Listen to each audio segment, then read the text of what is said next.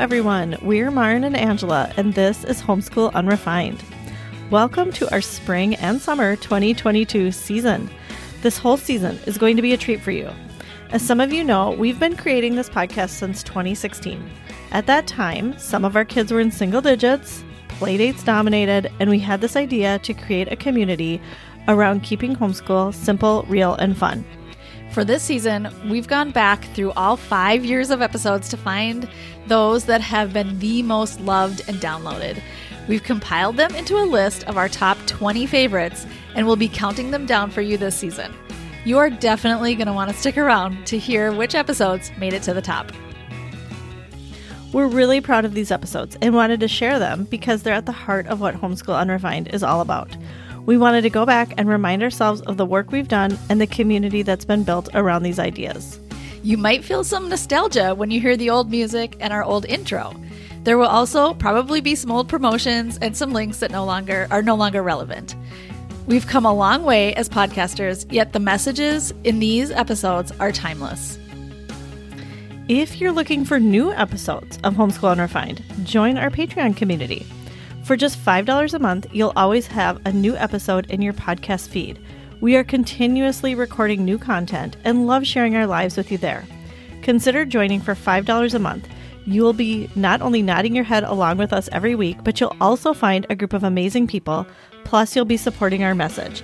You can join us at patreon.com/homeschoolunrefined. Okay, here are our most loved episodes.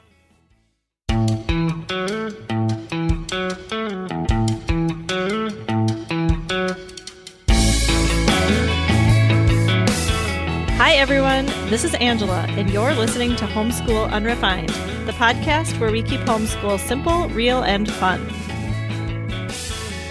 And this is Maren. You've got episode 104, where we Marie Kondo our homeschool. We're going to talk about that in a few minutes, but first, we just want to stop and say hello to all of our listeners. Thank you so much for the people who keep coming back every week. We just really treasure your support. And if you're a new listener, welcome. We're so glad you're here. And also, we just want to give a shout out to our new Patreon supporters, Suzanne and Heather. Thank you so much for joining us on Patreon, supporting us financially there. I hope you get a lot of great content. We continue to add more things to Patreon all the time. So we're really enjoying those more a little bit deeper conversations, and a little bit more community in Patreon, which we just really want to contribute to in the homeschool community. Right. So if you are interested in joining us there, you can go to patreon.com/homeschoolunrefined. Let's just talk a little bit about our podcast, Angela. Sure. So we really had this vision to talk about things that a lot of people weren't talking about in homeschool. And so that's why we started this podcast.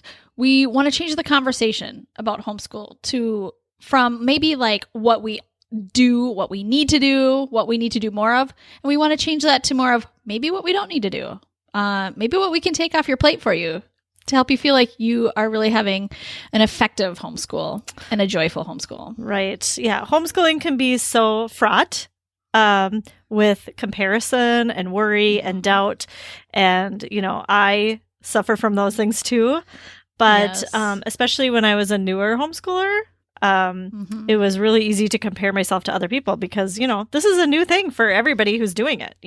Chances are you probably weren't homeschooled yourself, or you don't know that many homeschoolers. And so when it's new, you tend to be, just like doing what other people do, or you're comparing yourself. And so we wanted to give you the freedom to be who you are and to enjoy the way that you do things in your homeschool. Exactly. Yeah. Exactly. And everybody really benefits from that when we find ourselves in homeschool. Yeah. Yep. So before we get started on our main topic, we're in Minnesota. And so Yep. we have to talk about the weather. You know, we're talking about the weather. We just have to. It's obligatory. We have to do it. It's the most important thing in our lives right now.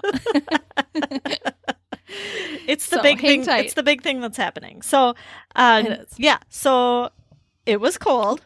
We hit some record cold this week. Yeah. Record wind chill. Yeah. Of like, what was it? 60 below? I don't know. Something like that. It got down to like 60 below or close to it anyway. Yeah, it was frigid. I mean, beyond frigid. Yeah, I've never lived through anything like that, to my knowledge. Well, actually, you have. Oh. Yep.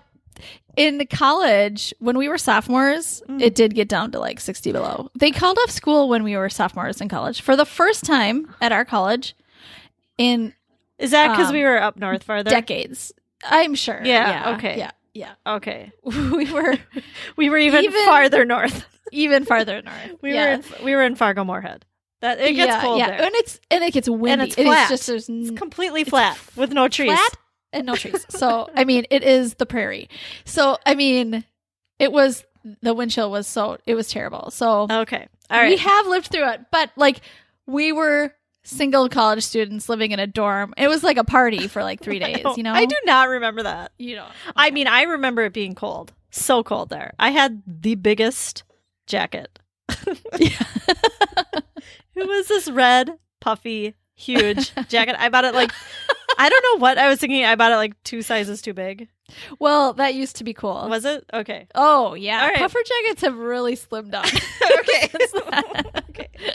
I think the technology. Thanks for making me feel better. Like, changed a lot. I got a men's size large at the Gap. I remember buying it. What was I thinking? 2 sizes up was like kind of the thing to do back then. So, okay. No, but I remember the snow was above our heads. My head. Okay, I'm short. I'm 5'2", so like it was above my head. Wow, that's how much snow we had that year too. So okay, yeah. I do remember that because I'm picturing where I lived, and I remember this dorm where I lived, and just being so cold.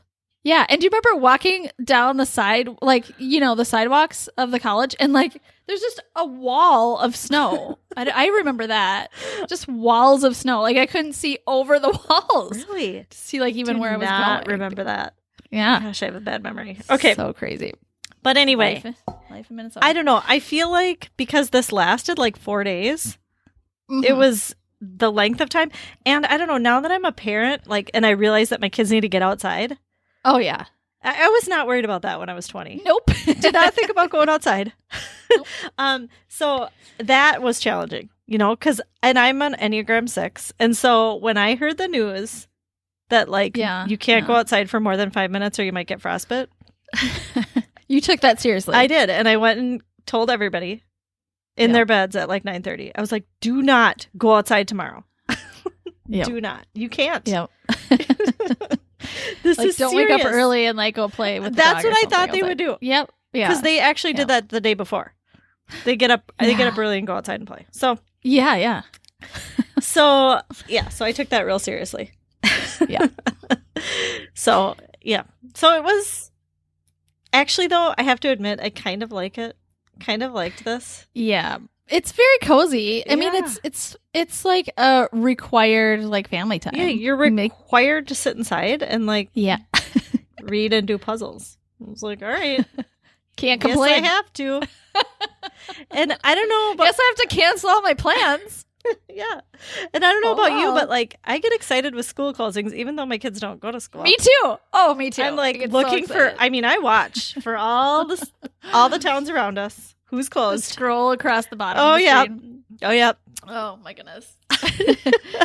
Yeah, and you know, we don't always do snow days along with the schools because, you know, my thinking on that is we don't have intense days anyway, so like we have to do something, you guys. Yeah. But this time we did. We just because I always feel like now that we've been homeschooling longer, I just think they're learning a lot. No matter what they're doing, any experience we have together, there's learning that's happening. So I'm just going to trust that that's good for that day. So how many days did you take off officially? Well, 4? Yeah. Oh, okay. Including today. You know, today is a slightly warmer day, but we're, we went jumping today. So yeah, I didn't think about that. I still did school. And then, but 2 of the days I took off. Oh, and the kids were so excited. Oh, yeah, I'm sure. Yeah, so. So great. All right. So anyway, this actually really goes along with our main topic today, where we Marie Kondo our homeschool. I know. I'm kind of excited about this. Yeah. So the story behind this topic is that we really wanted to talk. We want to have a series. It's the beginning of a new year, almost. It's February now, but still, we wanted to talk about 3 of the most important things that we really feel define homeschool unrefined, and they are we want to do less, doing less. The second one is be yourself. The third one is think differently about homeschooling. Yep. And so this first one is really going to be about doing less. Yeah. So our title, our working title for this episode was, what was it? What's the series called? Who we are. Who we are. This is how these things go. You know, it's who we are. Yeah. That's the title of our series. So it's going to be who we are, do less, right? Yeah. Because we want... Which is... The whole time we had that title, I was like, it's not super catchy, but what else could it be? I don't know. I couldn't think of anything. I know. So then we thought of where we Marie Kondo our homeschool, which is basically what we're doing. Which was so great. Which is basically what we're doing. But really, this is part of our series, the Who We Are series. It's the first episode. So, Yes. you know, the next 2 might not have great catchy titles. We'll see. Don't get your hopes up, but we love this one so much. Yeah. So, Maren, did you read the Marie Kondo book, or have you watched the show? I never read it. You never read it? I've watched the show. Okay. Yeah, I read the book, I don't know, a couple years ago when it came out, and I saw the first half of the first episode Okay. of the show. So we're well versed in this, We know obviously. lots about her. But you know, I've heard about it so much too, so I feel like I know it so well. Yeah. But so what Marie Kondo really does is she gathers everything in a certain In your house. category, In your house. books, Yep. let's say, and puts them all in a pile, and then you take one out and you ask yourself, does this spark joy for me? Yep. And if not, And if it's a yes, great, keep it. Yeah. If it's not, no. get rid of it. Right. And I like how she says, you know, thank the book for the time you had with it and what it gave you, or, you know, how it served you. Yeah. And that gives it value, I think, which is great. But it's good to like not have it around if it's not sparking joy. Right. It might have been useful to you at a time. Yes. And you can be thankful Yes. for that, but it might not serve you anymore. Right. Yeah. Now, for homeschool, we can't always do that literally. Yeah. I mean, we can put all of our curriculum onto a table and do that, right? But Yeah. we can't literally do that with our like philosophies or, you know, Yep. what we've said yes to, Right. for as far as, you know, on our calendar or whatever. So, you know, I guess we could make lists of those things. Yeah. That's one way to do it, I suppose. Yeah. But we're just going to be talking through them kind of. We're going to talk it through. Yeah. So first of all, should we start with why we think it's important to do this? Why do we think it's important to do it. less? Yeah, so I think, and this actually came from a discussion we had in our Facebook group, Unrefined Homeschoolers. And I think one of the main reasons for me is stamina. Mm. When I think about doing this for a long time, Mm-hmm. this homeschooling thing, I cannot have all the things that don't spark joy for me. Yeah. Yep. Included with all the things I really love, because it's just too much for me to handle. I cannot do it all. Yes. And I can do that for times. I can do a lot for a short period of time. I cannot continuously do all the things that everybody thinks is good all the time. Right. Yeah. I'm in this for the long haul. Yes. Hopefully. Yes. Yeah. And if I'm going to do this for the long haul, it has to be sustainable. Exactly. And I don't have enough time, energy, and neither do my kids to be doing all the things all the time. Exactly. Yeah. Exactly. Yeah. I mean, this is a marathon, not a sprint, you know? Yeah. And so, yeah, I mean, that's my main reason, I would say. Yeah. How about you? That was my main reason too. Yeah. Yeah. See?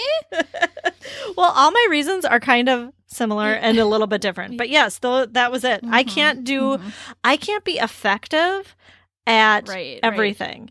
And Exactly. I want to be doing the things that are joyful for me.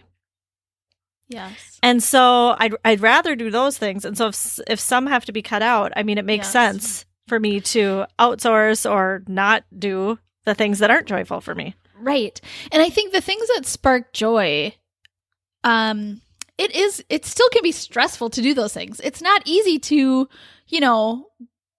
go skiing if you really love to go skiing. That is a job. That takes a lot of work, right? Yeah. But if it sparks joy, it's all worth it. Right. If it's something you love to do, it's all worth it. And then that just trickles down into every person in the family too. Like if you're feeling joy in this work that you're doing, they're going to feel just the weight of that stress release from them too. Right. From our kids will feel that. Right. And it's just going to be a happier, more joyful family situation. Right. Right.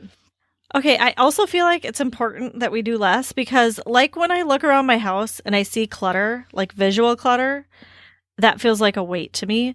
It's the same with homeschooling. If I have too many things on my schedule or in my mind that I feel like I have to do, or too many like too much physical curriculum, or even too many books.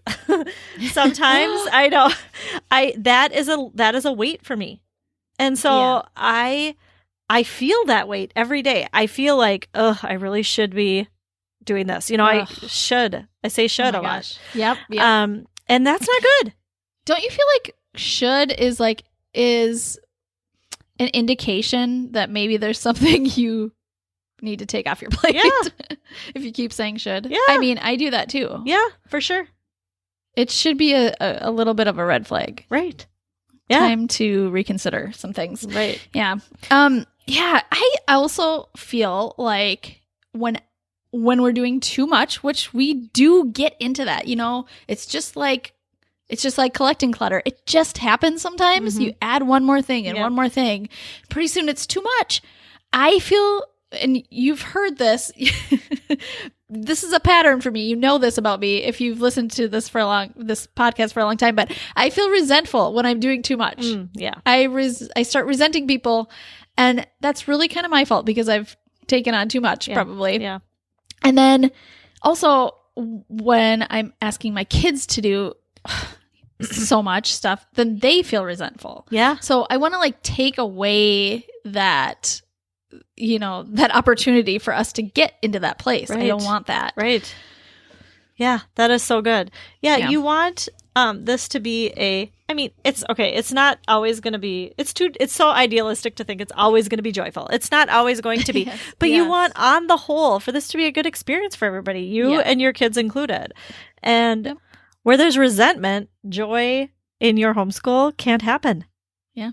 No sparking joy there. Yeah, right. Yeah. Does not get sparked. Yeah. And also, I think when you have less on your plate, we've taken off the things that don't spark joy, then appropriate learning happens at the appropriate time. And that's so different for every kid. And you never know what the right thing is to teach unless you have space for them. Yeah. So you're talking about more natural types of learning can happen. Yeah, I think so. Yeah. And, there might be some I think it's fine to have some things they have to do. Yeah. A few things. But then where does their personality come into it? And, how do you learn from them what they need? Unless you have that time. Right, right. And it's just a chance for them to, if they have a little bit of free time in their head, to be thinking about what am I interested in? Right. What do I want to do right now? And if everybody's schedules are packed full with things, there's no room for that to happen. Yes. Yeah. Yeah. Oh, I love it. Yeah. So great. I love that we talk about this because although we might all believe this, when we don't talk about it for a while with people, then we're like, oh, maybe I should be doing more. Right. Maybe right. I should. Maybe I should I'm get on that. Maybe I'm the only one who's thinking this way, and it's not healthy. Yeah. So it is good to talk about it. All right. One more thing I wanted to say about this is what happens when we do less is that, or when we have that mindset that we are going to do less, then the important things rise to the surface. Mm-hmm. The most important things rise to the surface. Yep. And you kind of appreciate and value those things more as being your top things. And those things are going to look different for everybody. Oh, yeah, for sure. What sparks joy for you is going to be different than what sparks joy for someone else. For sure. And I feel like when I look at my day, if I've done those top things, then I can feel successful. It's not if I've done these 10 things. Right. It's more like if we've done these 3 things. Right, yeah. right. Yeah. I love that. And I just think of all the good things there are to do in homeschool. Yeah. There's just an infinite amount of good things to do every single day. Yeah. So why not pick your 3 favorite? Yeah. They're all good. They're all good. They're all good. Yeah, and you don't want the watered down version of 10 things. You know? Yuck. Yeah. All right. So we wanted to do a little what we don't do again, homeschool version, because this is something we've talked about lots on this podcast, and we thought it would be a perfect episode to revisit some things that we don't do. So you can hear about how we are actually really doing less. And we have a few previous episodes where we do a whole episode of what we don't do. Right. And we can link to those in the show notes. Yeah, for sure. Yeah. I think also, like, when we talk theoretically about this stuff, like you and I just had a conversation about it, I think that's helpful and good. But I think a lot of people want to know, okay, but really, what aren't you doing? Or what are you doing? Like, I need examples. Yes. Because I think, like maybe I have a different idea of what doing less means than somebody else. So it is good to talk about specifics. And also, it's good to talk about specifics and just know that's probably not going to be what you're going to do. Oh, for sure. These are just like my examples. Yes. And you got to figure out what works for you. Yep. Yep. Yes. All right. So, okay. Maren. Yep. What don't you do? Okay, I'll start. All right. I don't stick to a curriculum. Okay. I just don't. I have tried out some curricula. Yeah. That I said. But I'm not a curriculum person. I'm just not. Yep. I don't like to I feel very tied down to something. I don't feel free to learn, really. Yeah. And I don't think that that's what everybody should do. Yeah. Because I think sometimes that's really good for people. And I've heard so many people say that is just what that actually is a great, like, tent pole for me. That's, something we can rely on every day. And I think that's so great. But for me, I have a real hard time with that. And I think it has a lot to do with my kids too.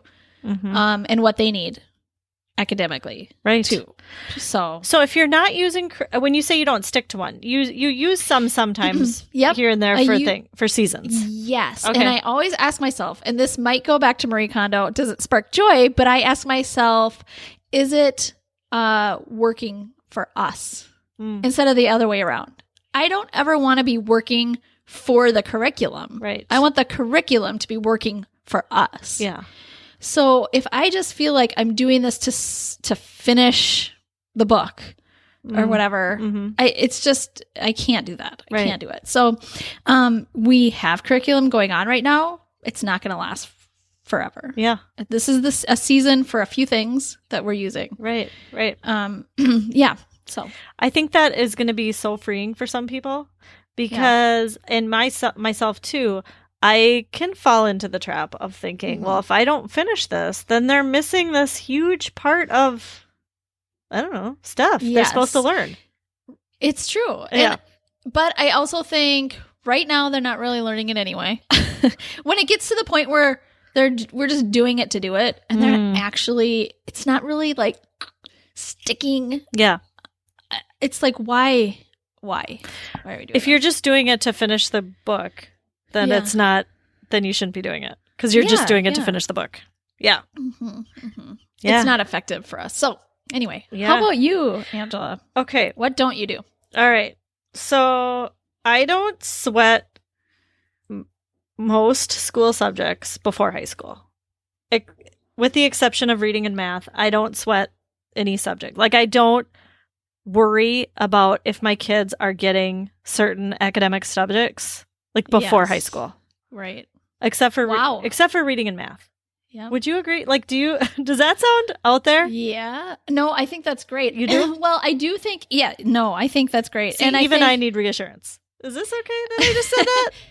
Well, I do want to say, though, I want to give you credit for like all the stuff you are doing. That's not exactly, I mean, it's like, I feel like you and I both do a lot of science, but it's not because we're directly teaching science. It's like we're going out and exploring things. Yeah. You know, like we're doing that kind of learning. I mean, lots of learning is happening. Me saying that doesn't mean that we're not doing things. We're doing lots of things. Yeah. Learning so much. We're learning a lot. The kids are learning a lot. But I guess what I'm saying is when I think about subjects like that you might learn in school, like social studies, science, art. Yeah. You know, all the other ones, all the things besides reading and math, you know. And there are so many. Yeah. I am not going to sweat it. I'm not going to sweat those. Right. Until high school. You don't say, oh my goodness, we haven't done science this week.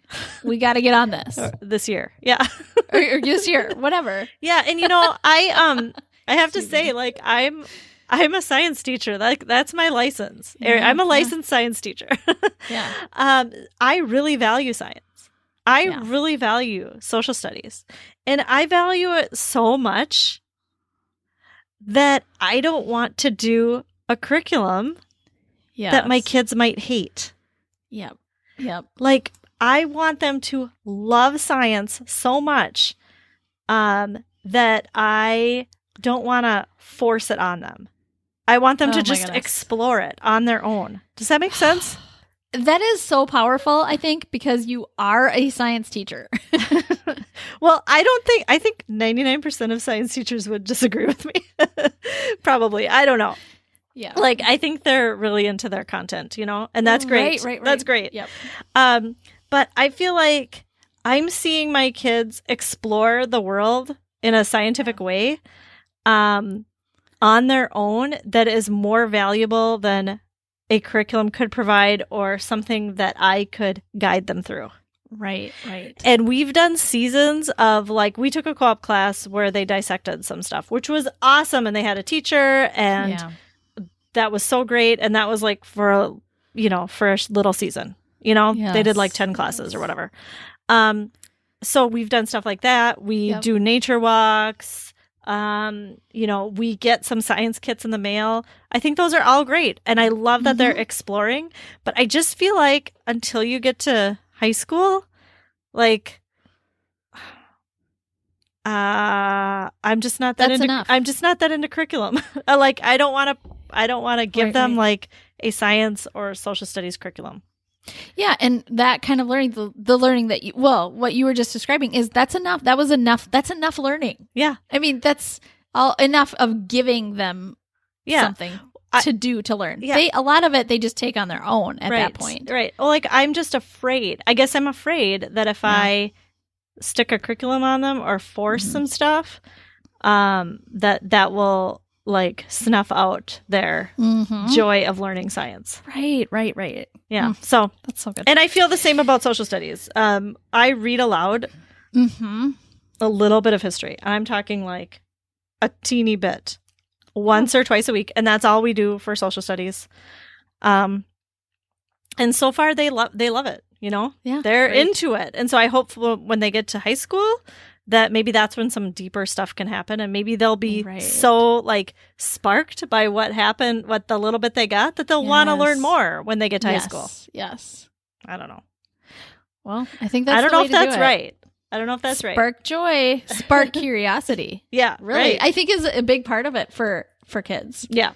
Spark the curiosity, and then they can go deeper. Yeah. I think that's great. Another thing I don't do is I don't sign up my kids for classes. Yeah.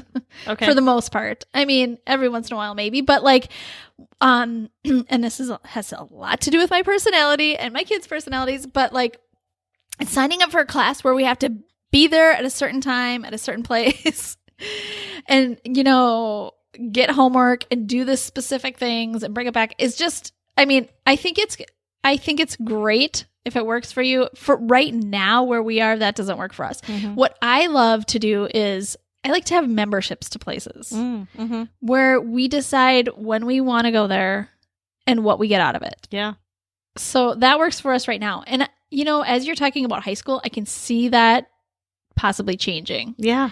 Like them needing a little more, I need you to do this and then get it done by this date. Yeah. I think that's like a natural progression.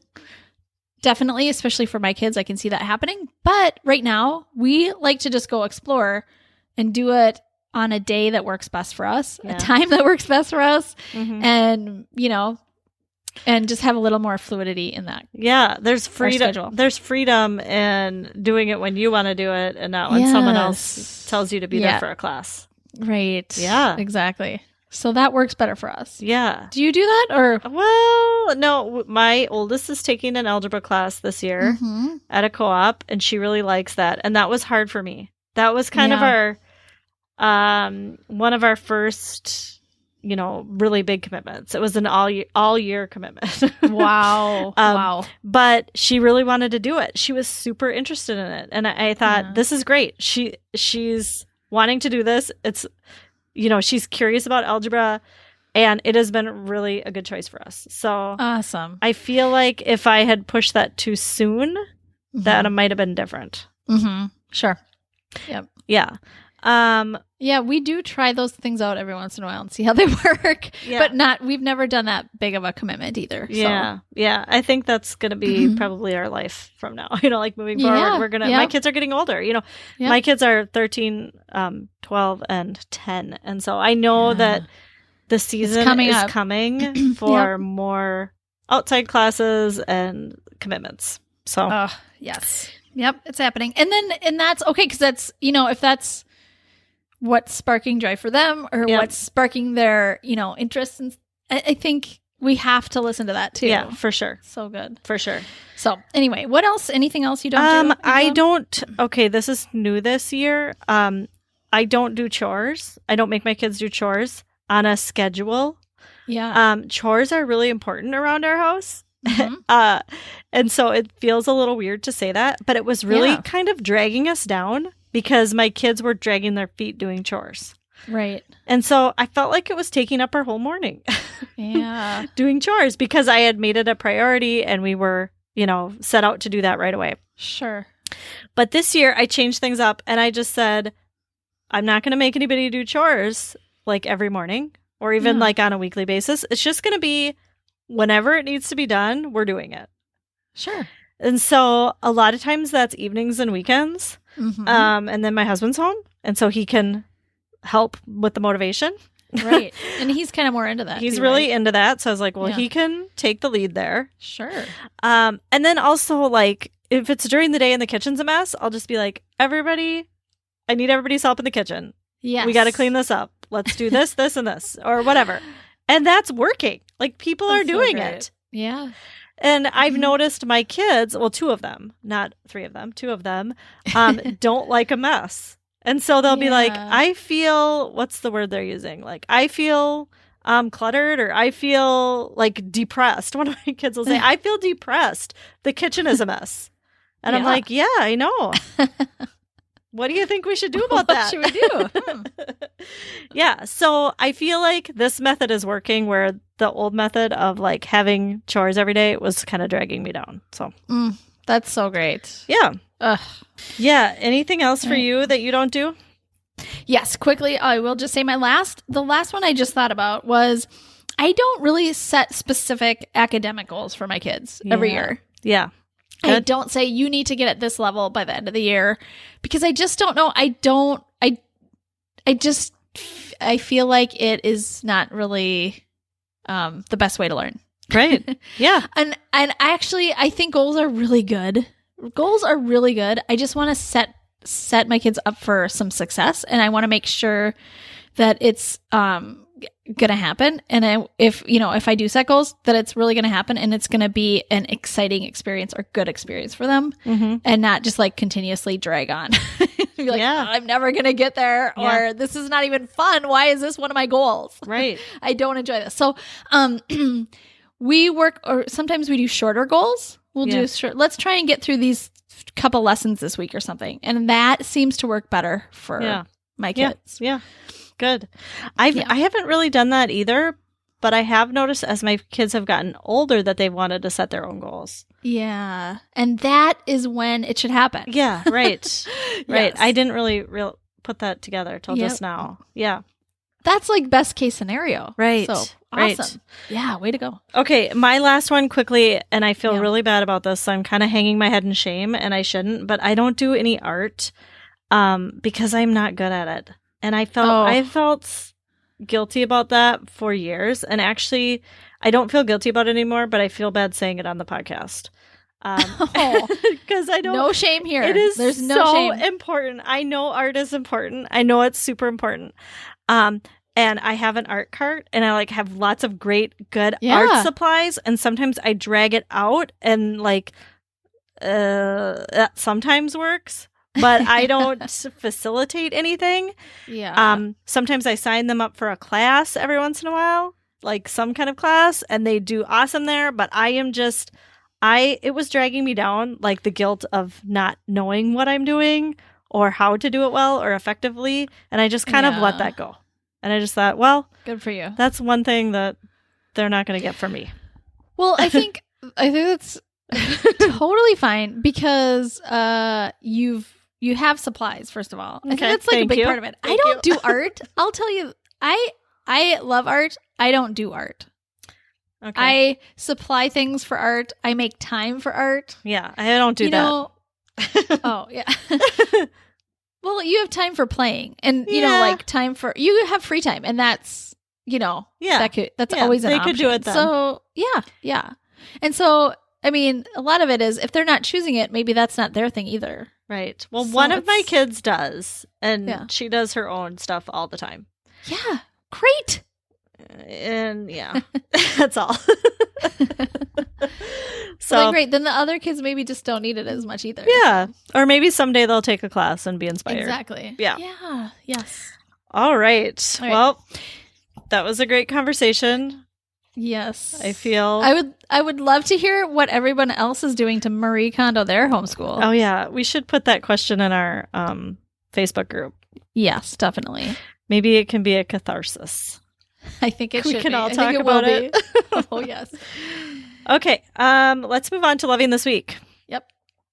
Angela, what are you loving this week? Okay. I am loving a podcast. Good. It's a binge-worthy podcast. Okay. It's called Believed. Have you heard of it? Ooh, no. From NPR. It is about the Larry Nassar scandal. He was the gymnastics personal trainer. He was a personal trainer for all the gymnastics girls, some Olympic gymnasts, and he was charged with sexual assault. And it's about that whole case, which I knew a little bit about, because it was in the news and I knew some stuff. Yep. But this is probably, I'm going to say 7 or 8 episodes long. Okay. And it goes into a few of the victims' personal stories. Wow. And why he did this for years. I mean, like many years. And why it was so hard to catch him, or like why it was so hard to believe these girls that that's what he was doing. Right. And like a lot of parents feel guilt about this because they, trusted him. So it's about him, like in his process of gaining everybody's trust and why they were all fooled. And I just think it was so good for me to listen to as a parent of kids. Yeah. I'm just examining my own trust that we place in adults. And it's just, it was just really fascinating. And it was, so like some of the parts are hard to hear. So if you're sensitive, it might be hard, but more than that, it was just like, also I felt so like proud of these girls who were so brave. And I just thought it was, that part of it was so amazing. Did they go into, who was the most famous gymnast? They didn't do that. They didn't go into that. They went into like, probably like I don't know, 5 different victims and their stories. Yeah. One of the girls was not a gymnast. It was a family friend. And her story was the one that got them to believe that he was a pedophile, because he used to like explain his behaviors as being like techniques or things that he had to do as a physical therapist. But she wasn't a gymnast, and she was, you know, just like a family friend. And so she's the one, her story got people to really believe everything, you know? Yeah. Yeah. So yeah. And then it went into the trial, and I didn't realize, I mean, I heard about the trial, and I knew some victims, were able to make statements and confront him, but I didn't know like there were 200 victims who like gave statements and were facing him. And I was just like, that is really amazing. It is. So, and it went on that long. Yeah. I binged this when it was cold. Each episode is like 30 minutes long. So even though there's doable. Yeah, it's like a 3-hour commitment. Yeah. So it was really good. How about you? What is your loving this week? All right. I am loving a new toothbrush. Oh. I know. Super exciting news. Got a new toothbrush. Actually got one for Sean and one for me for Christmas. Put them in our stockings. Yep. We love them so much. All right. What is it called? It's called Quip. Oh. And it's kind of it's just an online business, Quip. Okay. And so you order your toothbrush, and then you sign up for a subscription to get a new head on your toothbrush. It's an electric toothbrush, and they just come every 3 months, the new head, which I am loving. This is what I love. Subscription service for things I don't want to think about. Yeah. Like replacing my toothbrush. Yeah. And it's a small toothbrush. It's not like those, most electric toothbrushes are like really big and bulky. And this just looks so slim and like sleek, and it's just cool looking. Yeah. And it has a holder that you can put on your mirror or wall, and you just slide it in there. So it's super easy to start. And then you can take off the holder easily and use it as a cover when you travel. Oh. So that's awesome. And then also it has just batteries, so you don't recharge it, which is, I kind of like that too, because it's just... You don't need a cord.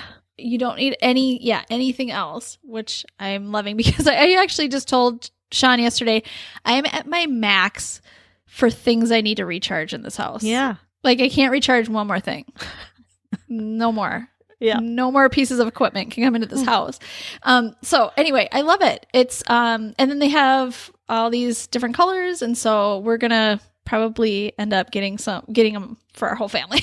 Yeah. Oh, and also my favorite part, I didn't even say this, but I'm sure many of you with really nice fancy toothbrushes, this already happens, but every 30 seconds it kind of pulses. Yeah. So you know when to switch quadrants of your mouth.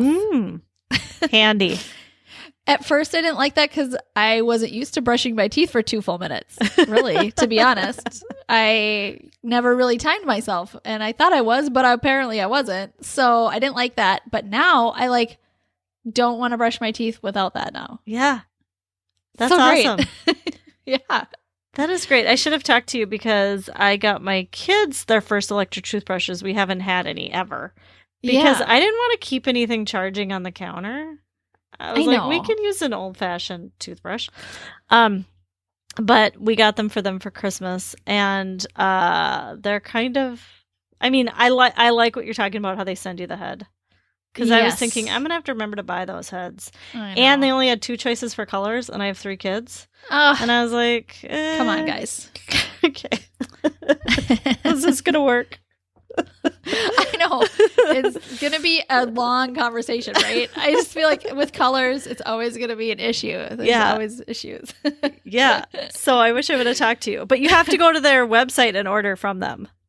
Yes. Yeah. Yeah. Yep. So that was another Instagram advertisement that I feel like, wow, Instagram, you know me. Yeah. A little too well. But I'll take it. Yeah. All right. Well, thank you everybody for listening. If you would like to follow us on social media, we are on Facebook and Instagram at Homeschool Unrefined. We have a website, homeschoolunrefined.com, where you can find links to our show notes and everything that we talked about this week. Yep, and you can sign up for our newsletter there too. Yeah, which we're sending one out soon. It might be out. Well, I don't know. We're sending it out soon, so get your name on the list if you haven't. It's not going to be long or annoying. Oh no, the newsletters for sure. Short fun and yes, short and fun and infrequent. And we're not sending infrequent. Yes, we're not sending them out all the time. So yeah, they're going to be worth your time to open. Definitely. So yep, and we'll see you next time. Thanks for listening. Homeschool Unrefined is created and produced by Maren Gorse and Angela Sizer.